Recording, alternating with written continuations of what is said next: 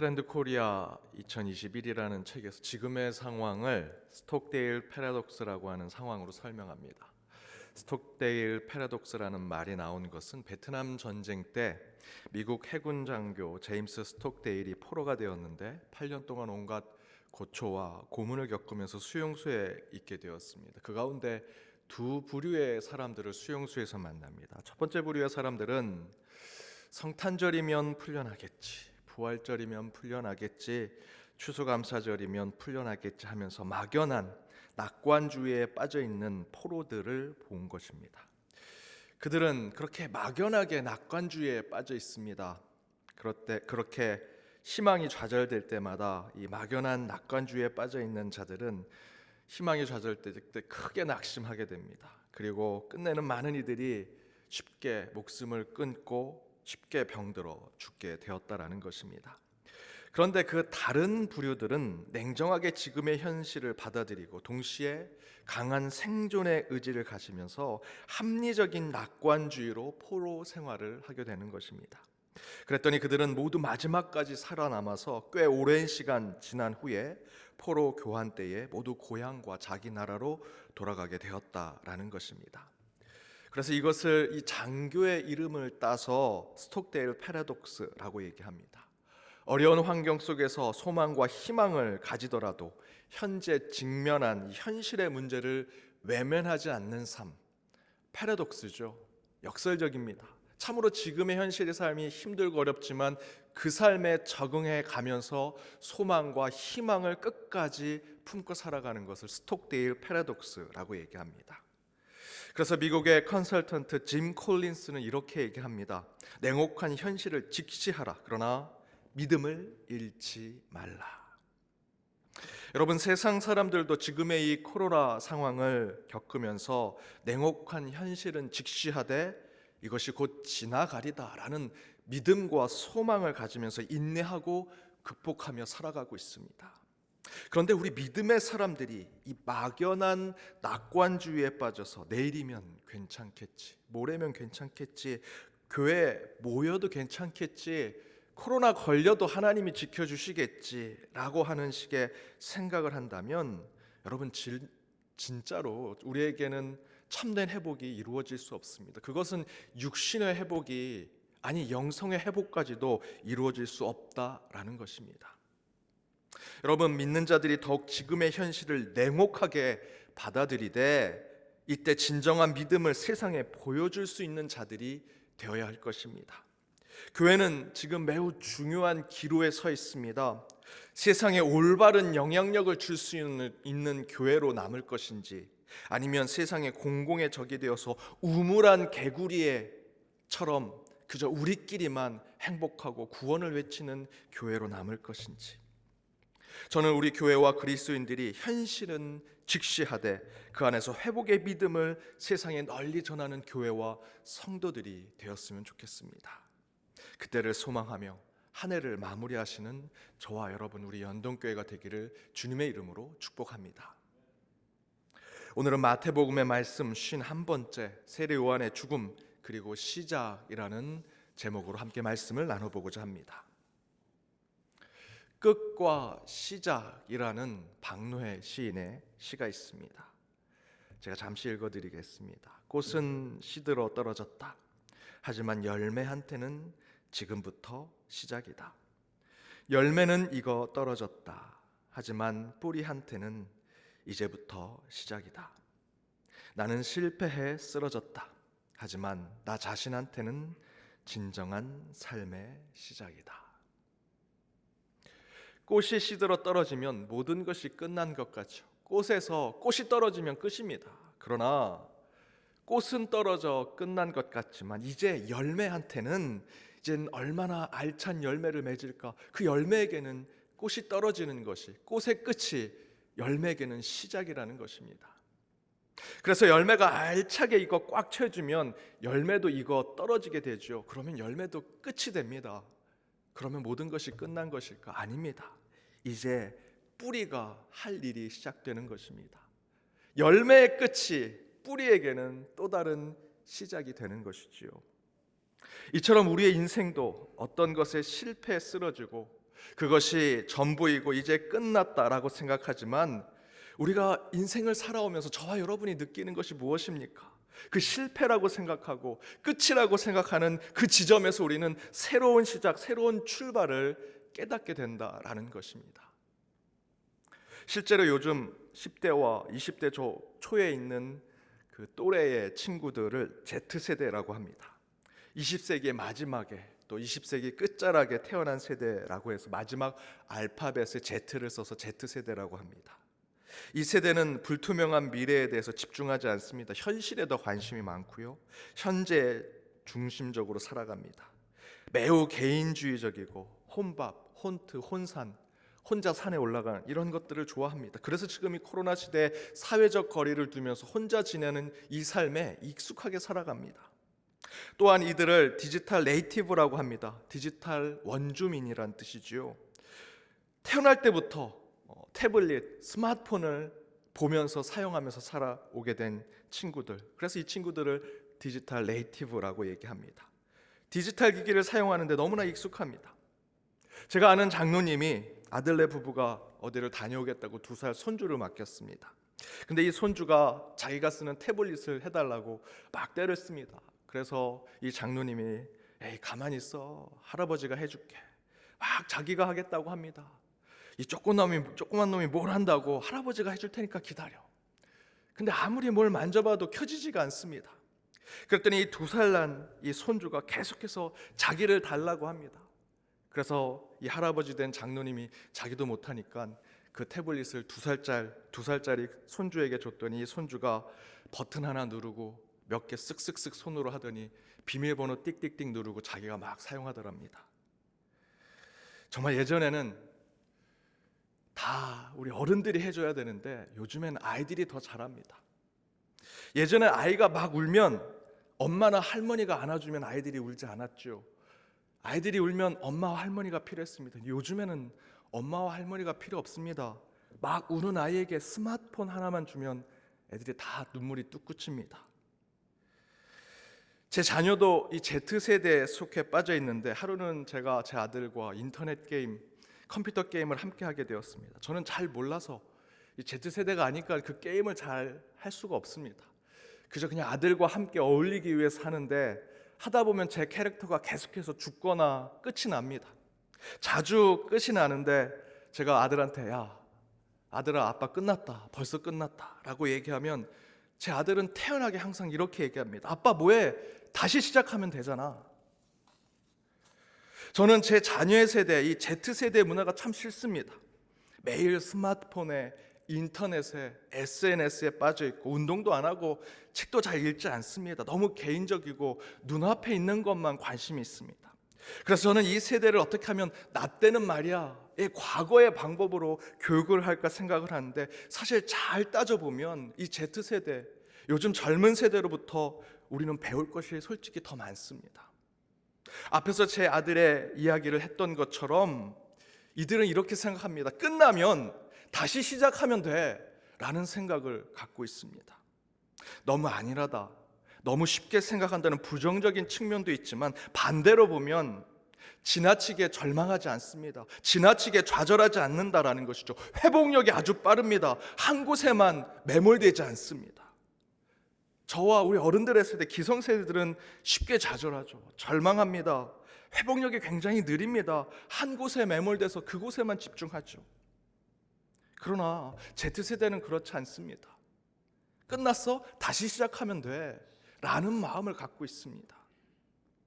제가 앞에서 설명한 박노의 끝과 시작이라는 시에 빗대서 설명해 보면 우리 자녀의 세대들은 끝났다라고 생각하는 그 끝의 절망에 빠져 있지 않습니다. 끝났어? 그럼 다시 시작하면 돼.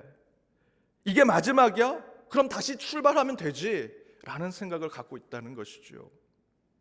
저는 바로 이런 모습을 우리 기성세대들이 배워야 한다라고 생각합니다. 그런데 오늘 본문도 그런 메시지를 우리에게 주고 있습니다. 끝이라고 생각하는데 바로 그 끝이라고 생각하는 지점에서 하나님은 또 다른 새로운 시작을 우리에게 알려주고 계십니다. 오늘 본문을 보니 1절과 2절은 현재의 상황을 설명하고 3절에서 12절까지는 바로 이 현재의 상황이 왜 그렇게 발생했는지를 알려주고 있습니다. 1절과 2절은 이렇게 기록하고 있습니다. 그때에 분본왕 헤롯이 예수의 소문을 듣고 그 신하들에게 이르되 이는 세례 요한이라. 그가 죽은 자 가운데서 살아났으니 그러므로 이런 능력이 그 속에서 역사하는도다 하더라. 분봉왕 헤롯이 예수의 소문을 듣고 걱정과 근심을 하게 됩니다. 왜 헤롯이 그런 걱정과 근심을 합니까? 소문 속에 예수란 자가 자기가 죽였던 세례 요한으로 부활했다라는 소문을 들었기 때문입니다. 그리고 3절 이하에서 바로 헤롯이 어떻게 그 세례 요한을 죽였는지를 쭉 설명해 놓고 있습니다. 이 본문 속에서 세례 요한은 분명히 죽었습니다. 그리고 그 너머에 예수는 새로운 사역을 새롭게 시작하는 모습을 보여주고 있죠. 그런데 그 안에는 끝과 시작이 연결되는 사이에 연속과 불연속이 함께 공존해 있는 것을 볼 수 있습니다. 즉 세례 요한과 예수가 전하는 복음에 불연속이 있고요, 서로 연결되지 않는 지점이 있고요, 한쪽에는 연속되는 지점이 있습니다. 서로 상통하는 지점이 있다라는 것입니다. 그래서 하나님 나라의 복음이 끝이 되기도 하고 다시 시작되는 것이 오늘 본문 속에 나와 있습니다. 저는 바로 이런 오늘 본문의 연속과 불연속의 메시지 속에서 2020년 한 해를 마무리하는 이 송년주일에 우리는 우리의 신앙 가운데 무엇을 연속해 가며 살아야 하는지, 그리고 또한 우리는 우리의 신앙의 모습 속에서 어떤 불연속적인 부분으로 끝내고 새롭게 시작하는 부분이 있어야 하는지를 함께 오늘 본문의 말씀을 통해 나눠보고자 합니다. 특별히 2020년 한 해 코로나로 점철된 신앙과 그 삶 속에서 무엇을 끝내야 하는지, 무엇을 다시 시작해야 하는지를 구체적으로 함께 나눠보고자 합니다. 그 첫 번째는 코로나 이전의 시대는 있고 코로나 이후의 시대를 살아야 한다라는 것입니다. 코로나 이전의 시대와 코로나 이후의 시대는 불연속으로 되어 있다, 서로 끊어져 있다라는 것이죠. 그러한 삶을 우리는 생각해야 한다. 오늘 본문인 마태복음 14장의 중요한 점은 이제 세례 요한의 시대는 마감이 되었고 새로운 예수님의 시대가 되었다라는 것을 선포하고 있는 것입니다. 물론 우리 기준으로는 이미 예수님의 시대가 되었다고 생각하지만 당시 예수님이 살았던 시대에는 사실 세례 요한이 예수님보다 더 선지자요, 예언자요, 세상을 바꿀 영적 지도자로 더 높은 추앙을 받았던 때였습니다. 그런데 세례 요한이 헤롯에게 잡혔고 끝내는 죽임을 당했지요. 실제로 많은 성경의 주석학자들은 세례 요한이 정치적인 이유로 죽었다라고 이야기합니다. 오늘 본문 3절에서 12절에 나오는 이야기는 사실 세례 요한의 죽음을 희화화하고 있습니다. 정치적인 지도자, 혁명적인 지도자, 세상을 바꿀 그 지도자가 왕에게 죽었던 이야기를 매우 우스개처럼 설명하고 있는 것입니다. 세례 요한이 죽은 것은 그냥 왕궁 뒤에서 일어나는 더럽고 추한 궁궐의 야사처럼 기록하고 있습니다. 그러나 원래 세례 요한의 죽음은 그때 당시로는 큰 사회적 파장을 일으킬 사건이었습니다. 그래서 당시 역사가들은 세례 요한의 죽음을 위대한 정치적인 지도자의 억울한 죽음의 이야기로 표현하지 않습니다. 대신에 성경에 나온 대로 왕궁의 여자의 질투와 왕의 추한 애정 행각에서 나온 것으로 묘사하고 있죠. 마치 야사처럼 얘기하고 있습니다.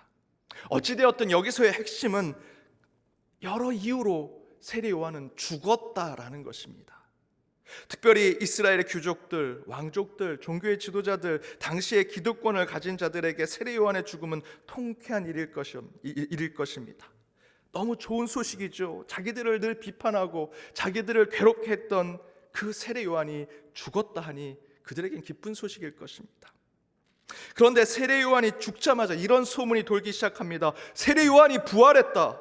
그 소문에 대해서 성경은 1절과 2절에서 세례 요한이 죽었지만 다시 부활한 그 존재가 예수라는 소문이 돌기 시작했다는 것입니다.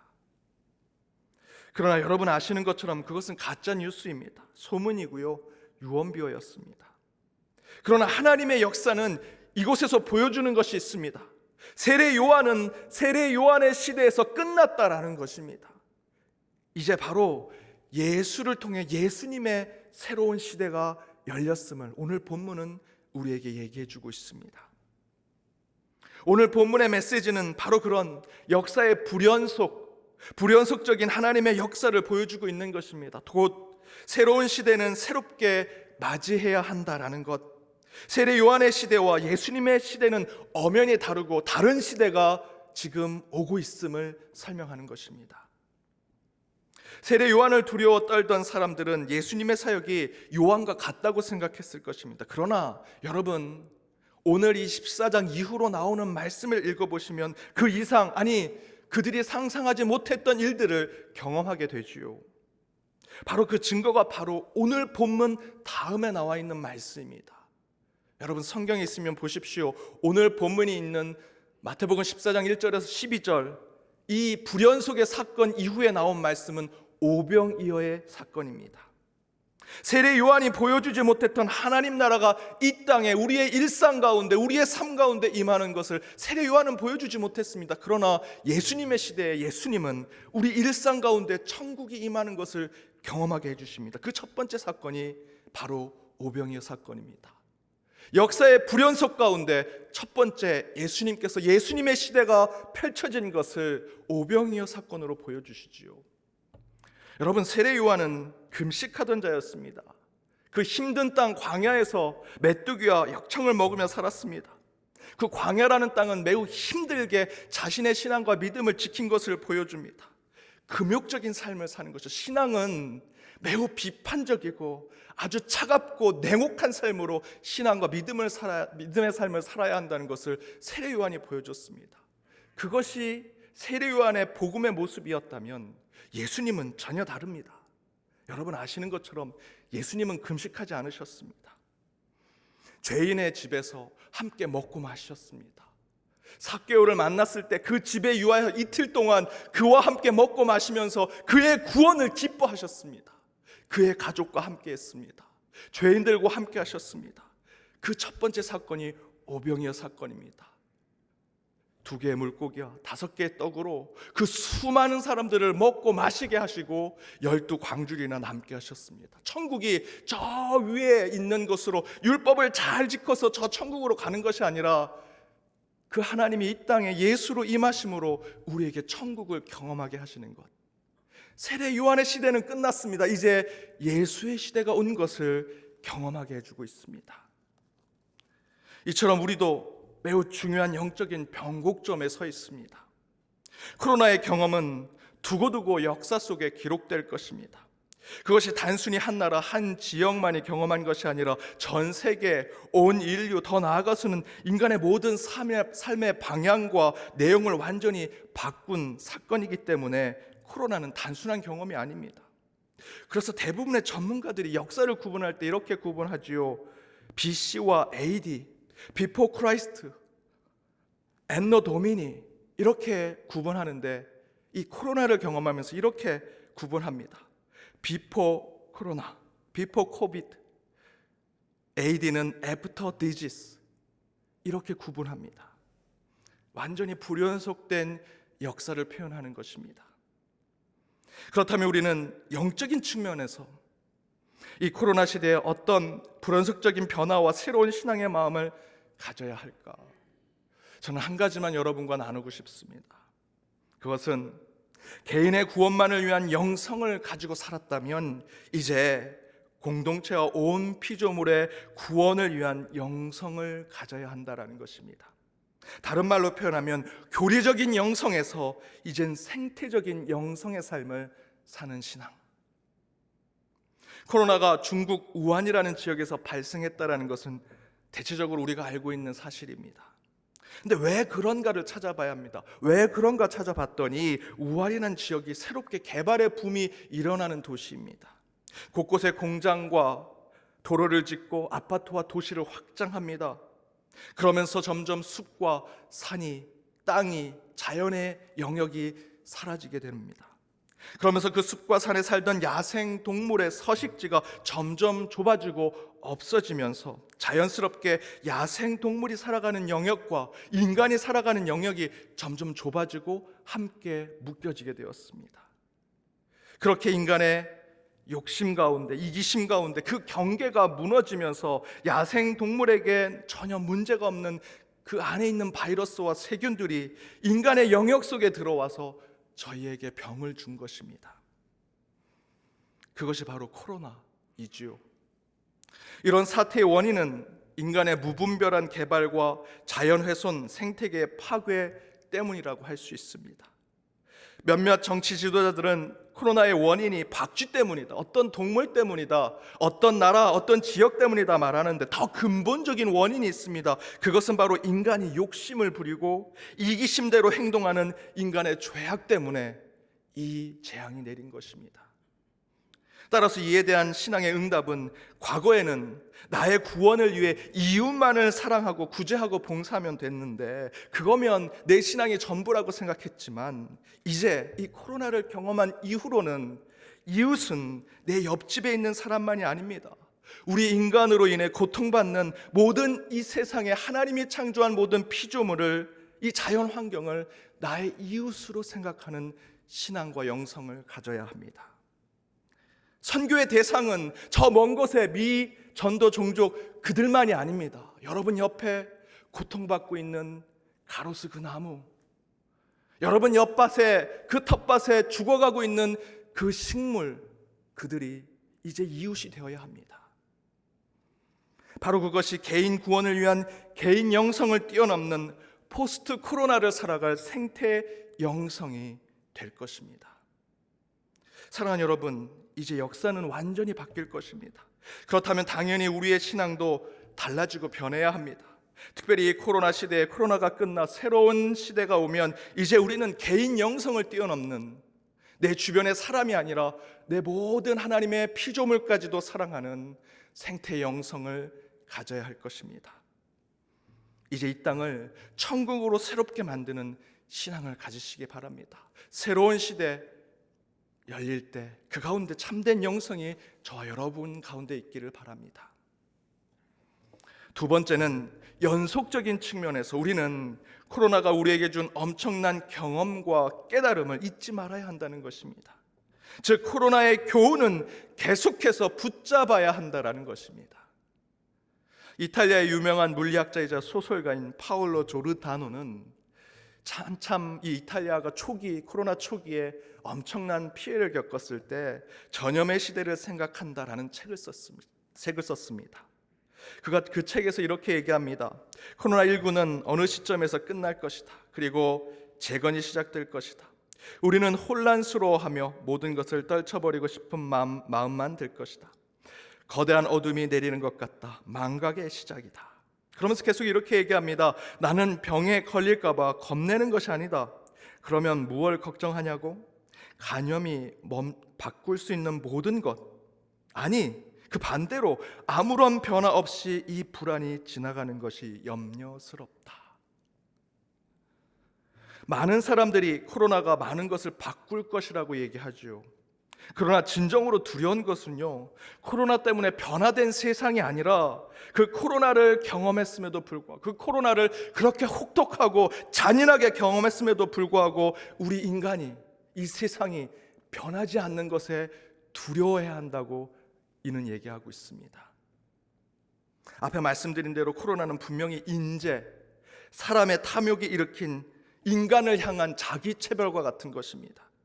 그렇다면 우리 인간은 그에 대한 문제에 대해서 이것이 다시는 발생하지 않기 위해서 인간이 지금 진행하고 있는 이 무분별한 성장 위주의 개발을 멈춰야 하고요, 우리가 보호해야 될 것이 무엇인지, 우리 자녀들에게 물려줘야 할 것이 무엇인지 깊이 성찰하고 지금의 이 경쟁과 성장 위주의 삶이 아니라 상생과 공존을 위한 삶을 살도록 노력해야 합니다.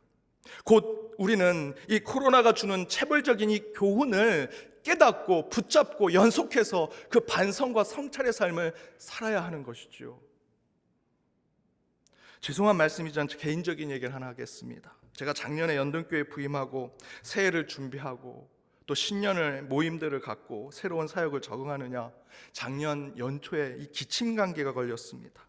약을 조금 먹고 좀 쉬면 괜찮겠지라고 생각했는데 아무리 약을 먹고 좀 쉬어도 이 기침이 떨어지지 않습니다. 하다 안 돼서 제가 장로님들께 양해를 구하고 며칠 휴가를 얻어서 지방에 잠시 다녀오기도 했습니다. 그래도 잘 안 낫는 겁니다. 그렇게 한 해 봄, 여름, 가을까지 계속해서 기침 감기를 끼고 살았습니다.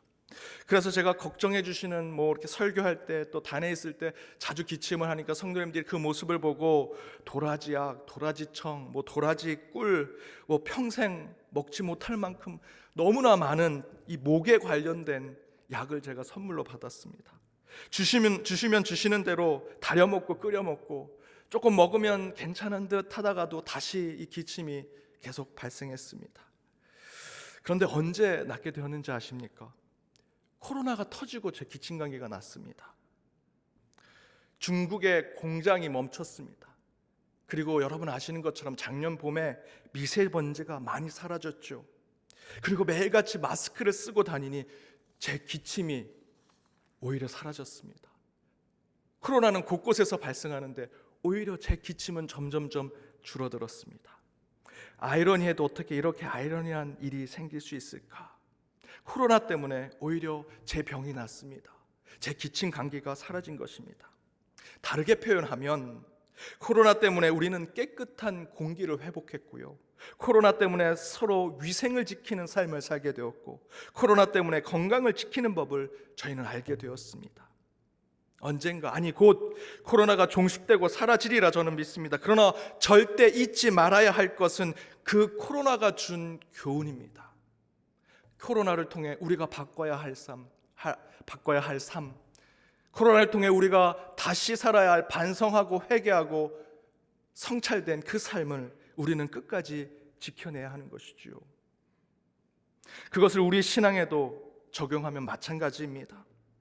코로나가 걸려서 많은 성도님들이 이렇게 얘기합니다. 예배가 그립다, 교회에 가고 싶다, 우리 신앙의 동료들이 너무 보고 싶다라고 얘기하죠. 자, 그럼 이제 코로나가 종식되고 다시 대면 예배를 드리고 함께 교회에서 신앙생활 나누게 되면요, 여러분 교회 와서 싸우시면 안 됩니다. 서로 불편한 얼굴 보이시면 안 되지요. 그렇게 간절하게 보고 싶어 하셨는데 예배 드릴 때 더 신실하게 예배 드리셔야 합니다. 지각하지 마셔야 되고요. 예배 때 더 진정한 마음으로 영과 진리로 예배 드리시는 모습 보이셔야지요. 우리 코로나 경험하지 않았습니까? 너무 보고 싶고 너무 함께 하고 싶고 너무 같이 있고 싶다. 그런데 그렇게 함께 있고 싶고 같이 있는 것, 그렇게 힘든 것, 이 코로나 때문에 깨닫게 되었습니다. 그런데 다시 코로나 이후에 똑같은 삶을 살아간다면 그때처럼 예배도 지각하고 헌신도 하지 아니하고 같이 모이고 싶은 것 그렇게 했는데도 다시 으르렁거리면서 교회 안에서 또 싸우고 분열하고 분쟁한다면 이 코로나가 무슨 의미가 있겠습니까? 여러분, 이 코로나 때 깨달은 것만큼 절대 놓치지 마십시오. 붙잡으십시오. 연속해서 그 신앙의 삶을 살아가십시오. 사랑하는 여러분, 코로나가 아니더라도 2020년 한 해 깨닫고 경험한 것이 있으십니까? 여러분, 그 가운데 과감하게 잘라내고 바꾸고 변화시켜야 하는 것이 있다면 끊어내십시오. 하지만 새롭게 깨닫고 배운 것들이 있다면 내년에도 또다시 동일한 실수와 잘못을 범하지 않기 위해서라도 그 깨달음과 배움을 연속해서 지켜내려는 삶을 여러분 만드십시오. 그때 그렇게 새롭게 맞이하게 될 2021년은 저와 여러분에게 새 힘이 되는 한 해가 되리라 믿습니다. 2020년 마지막 주일, 한 해가 끝났지만 우리는 다시 새해를 맞이하는 새로운 시작을 하게 될 것입니다. 끝입니다. 그러나 다시 시작이 우리에게 주어집니다. 불연속해야 할 것, 연속해야 할 것, 마지막 이 주간에 깊은 성찰과 회개의 삶으로 하나님이 주신 길로 나아가는 저와 여러분이 되기를 주님의 이름으로 축복합니다. 함께 기도하시겠습니다. 은혜 하나님, 2020년 마지막 주일까지 이끌어주시어 성년주의를 맞이해 주심을 감사드립니다. 한 해 코로나와 수많은 사건 사고들 속에서 힘들게 마지막까지 오게 되었습니다. 그러나 지금까지 예배 자리까지 지켜주신 그 호흡을 가지고 살아왔음을 주님의 은혜로 고백합니다. 말씀의 주님, 오늘 주신 말씀을 붙들고 한 해를 정리합니다. 끊어야 할 것이 있다면 담대히 끊어내게 하시고 지키고 보수해야 할 것이 있다면 마지막까지 붙들고 그 안에서 주님의 뜻을 찾아가는 저희 모두가 되게 하여 주옵소서. 2020년 마지막 주간 더욱 신앙과 믿음으로 한 주를 살아 새해를 준비하는 주의 자녀들이 되게 하여 주옵소서. 이 모든 간구 예수 그리스도 이름으로 기도드립니다. 아멘.